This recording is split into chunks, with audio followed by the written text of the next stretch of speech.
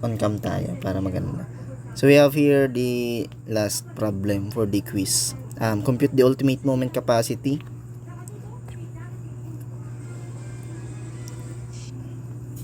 mu of the beam shown in the figure 2.10.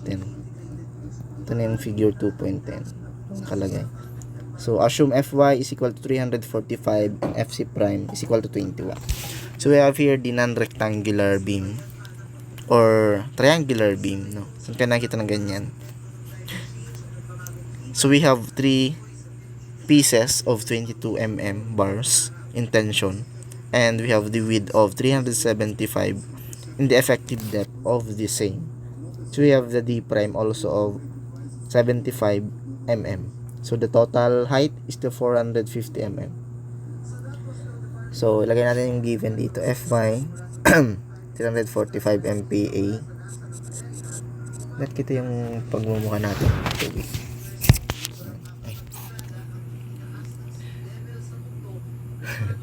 So we have also the Fc prime of 21 MPa. Yan.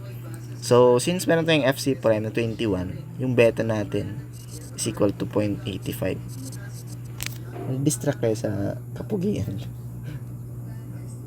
Charot. So we have also the area of the steel bar, pi over 4 22 squared times 3, which is equal to 363 pi mm squared. Siglit, ayusin natin yung setup natin.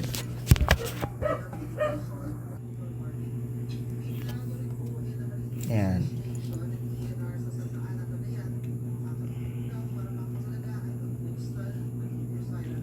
So first step, check if this still yields. Tama, yields. Yan. So we have to assume that the Fs is greater than or equals Fy. No, tama. So check if this still yields. So first, ano natin, so i-redraw natin yung figure natin. We have triangle ulit. Ayan na. Ayan na. So sa triangle natin, meron tayong compression fiber. Ito.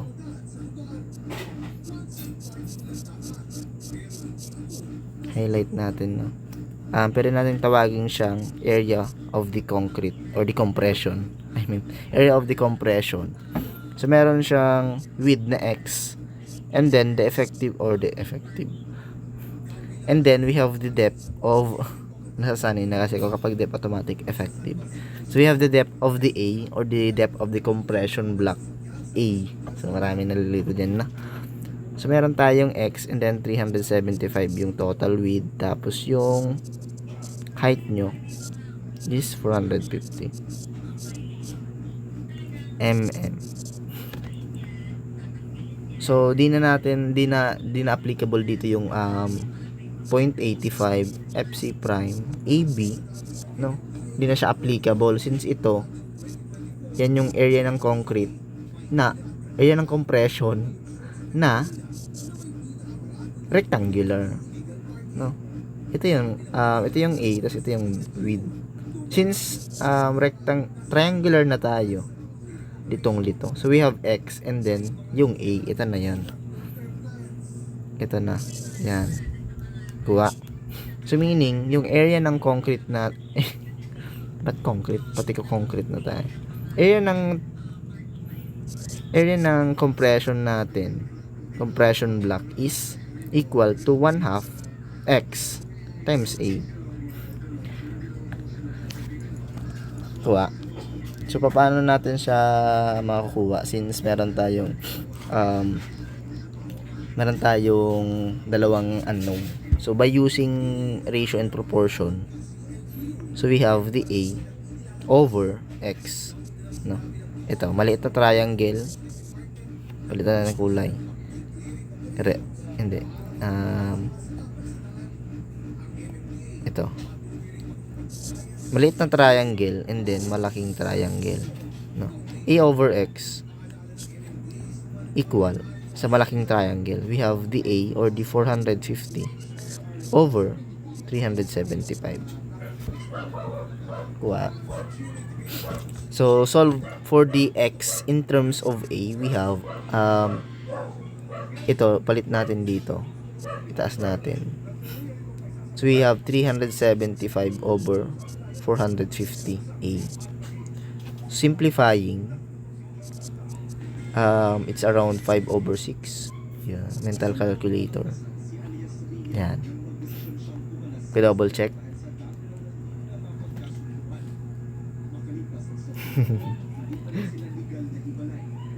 So, gamitin natin yan, no? Equilibrium equations is equal to T. We have 0.85 Fc prime. The area of the compression, no? Ito yung stress. Stress times area lang yan, no? Since ito yung force. Kakasunod. Maraming nalito dito nung quiz. Ginawa is ganito pa rin. Saan na yan? Na-erase ko na.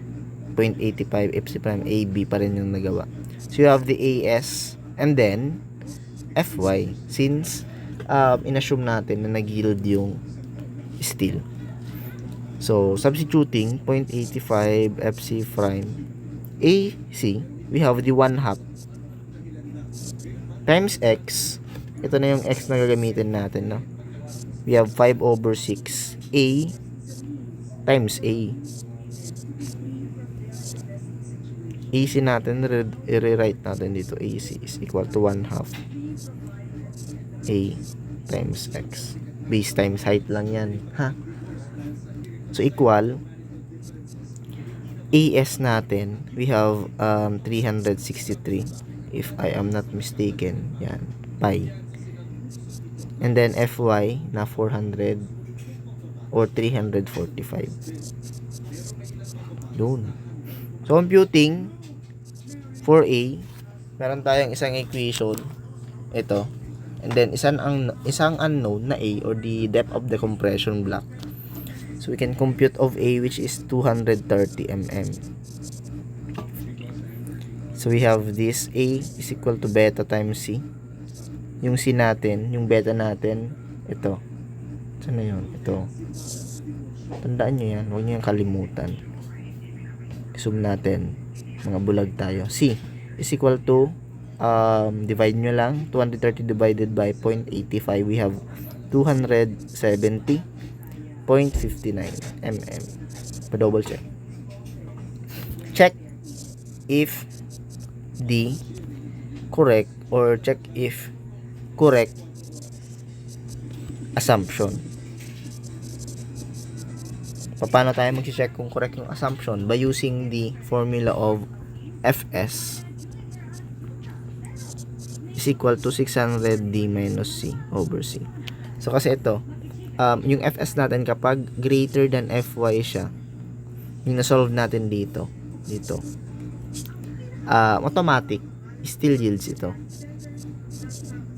Still, yan, mali na. Still yields. So, kunyari, less than siya, does not yield naman. Okay. So, solve nyo Fs. Apply natin yung given. 600 minus D.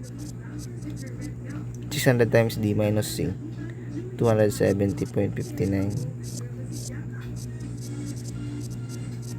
Yan. Yung D natin, erase na natin to. Ay, yung Fs natin is equal to, double check, 231.53 MPa. No. So, ano yung ano yung Fa natin? We have 345, diba? So, anong nakikita nyo? Tama bang less than sa Fy siya? No? So, meaning, ito does not yield. Sad tayo, sad. Kasi, magre-recompute tayo. Kaya natin dito, pag does not yield, automatic, yung fee natin or the reduction factor is equal to 0.65. So ito under compression controlled.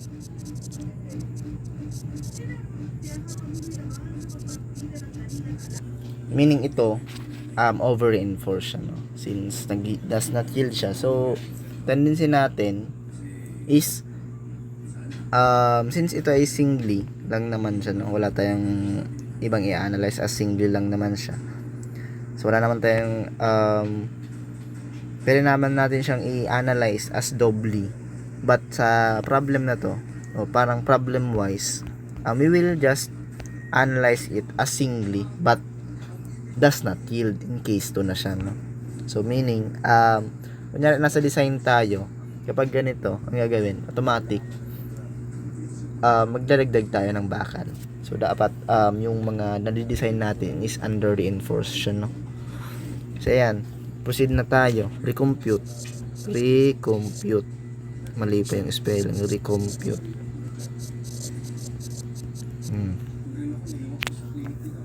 Lagay naman natin siya. Ay, wala na. Dito na lang. Malalaki pala yung sulat ko. Dito na lang, bagong page. So recompute. So anong gagawin natin ulit? Since nag-assume tayo kanina na hindi na siya nag-yield siya, pero hindi siya nag-yield, meaning mag-recompute tayo back to equilibrium equation tayo, which is C is equal to T, but we will solve here for C, no? So rekta na natin 0.85 FC prime AC, mamaya na tuloy AS, and then since hindi siya nag-yield, FS na yung gagamitin natin, no? So lagay natin yung given, palakin natin 0.85 FC prime, the area of the compression AC, triangle yan, no? 1/2 5/6 yung X, ito yung X, and then ito yung A, which is A. Pero yung A, merong formula na beta C, since isolve na nga natin siya as C, no? So, palitan na natin siya. Ito, simplify na natin to. Ulitin natin. Area of the compression 1/2 5/6 A times A. So simplifying 5/12 A squared, no? Tuwa. So meaning kapag pinalitan natin ito ng beta C, mangyayari 5/12 beta C squared. Yan. Ito na yung ilalagay natin dito.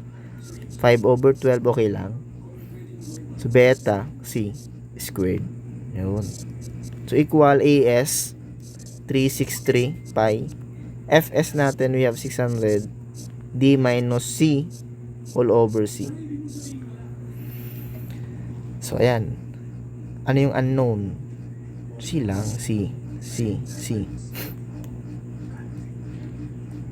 So substitute the given 0.85 FC 21 5/12 pangit 5/12 beta 0.85 C unknown squared 363 pi 600 times D 375 minus C all over C. C is equal to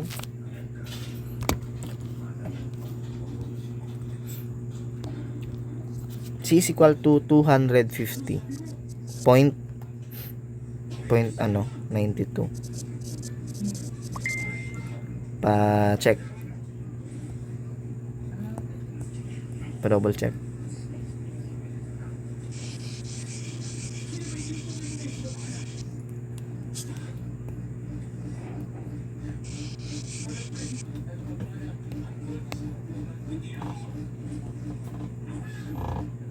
So A natin,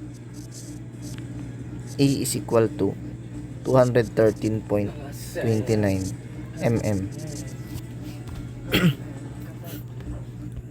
Yan na. So, computing for the ultimate moment, mu is equal to mn, Vmn. The reduction factor natin is 0.65. No? Tama. So, rekta na natin. 0.65 AS Fs times the moment arm D minus A over 2. Tuwa. Substitute 0.65. Gitna natin. Ay, hindi na gitna. Yan na lang. 363. Fs natin. Lagay natin dito. 600.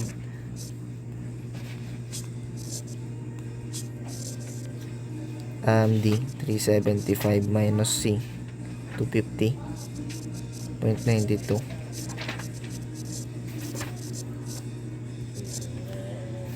Times moment arm na 375 minus A over 2. 29. Ay, hindi. Nagkakamali tayo dito. Ito. Di ba 2/3 ito? Bakit 2/3? Lagay natin dito. Dito na lang. Ay, mag-redraw na lang tayo para maganda. Diba ganyan? Ganyan yung section. Tapos, ito yung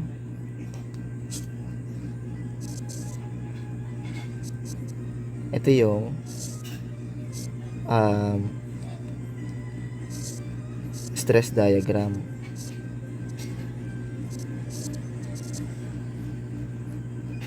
Ito naman yung tension. Ito yung tension. And then, ito naman yung compression, C. Ito naman yung T. Sa rectangular, ito, automatic, ito is A over 2. Kaya mangyayari, kung meron tayo ditong T, or ito naman yung C, ito naman yung D, itong kabuuan, no? Ang mangyayari, kapag kinuha natin ito, D minus A over 2 lang yan. Pero dito, ito, di ba ito nag-a-act sa centroid ng shape ng compression block. Tapos ito, di ba ito is sa centroid from this top 2/3 of the height of the compression block, which is A. So sabihin natin ito 2/3 delete 2/3 of A, tapos itong kabuuan na to is D. So meaning ito D minus 2/3 of A. So yan na yung moment arm nito. Okay. So yan, palitan natin. 2/3 of A, which is 213.29. Yung kuha mo. So don't forget to divide this by 10 raised to 6. Mu natin is equal to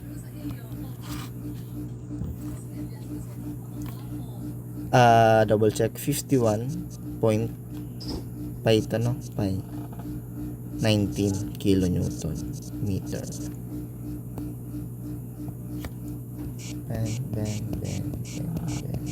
Bang. That's it for the non-rectangular beams.